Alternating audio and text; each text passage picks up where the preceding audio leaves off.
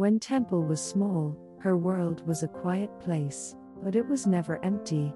While other children spoke in sentences, Temple spoke in rhythms and textures. Her mind was a gallery of spinning edges and beautiful light that only she could see. To her, a summer storm wasn't just rain. It was a chaotic symphony of silver needles hitting the glass. It was beautiful, but it was overwhelming. It made the world outside feel like a place she couldn't quite reach. The experts of the 1950s looked at her and saw a broken machine. They pointed toward cold institutions and iron gates, telling her mother, Eustacia, that it was time to let go. They called it hopeless, but a different truth was brewing. Eustacia refused to believe that her daughter's mind was a closed door. She just needed to find the right key. She made a vow she would not hide Temple away. She would build a bridge between Temple's world and theirs, no matter how long it took.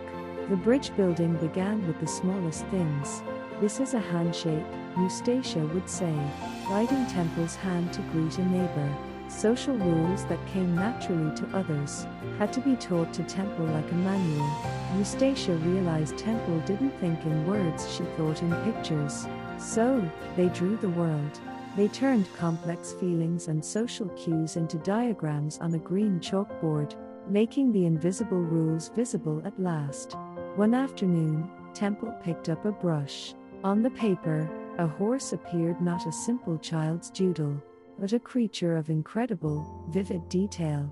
Temple wasn't behind. She was seeing the world with a clarity others couldn't imagine. You see, Temple's mind worked like a search engine. If you say the word shoe, she doesn't see a generic idea. She sees a rapid-fire slideshow of every specific shoe she has ever worn. She could build things in her imagination, testing them before she ever touched a tool. As a teenager, Temple found her true sanctuary in the vast, golden fields of a ranch. Among the cattle, she found a peace that people couldn't provide. She understood the animals because, like her, they thought in sensory pictures. She realized she needed pressure to feel safe, like a hug, but on her own terms. So she built a squeeze machine to calm her anxiety. People called it strange, but for Temple, it was the tool that allowed her to exist in a chaotic world. That unique perspective became her superpower.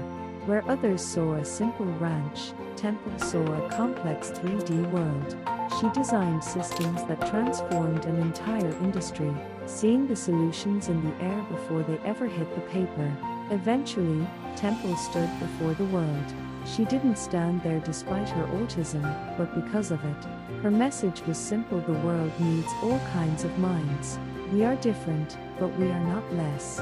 Today, Temple's story lives on in every home, where a child sees the world differently.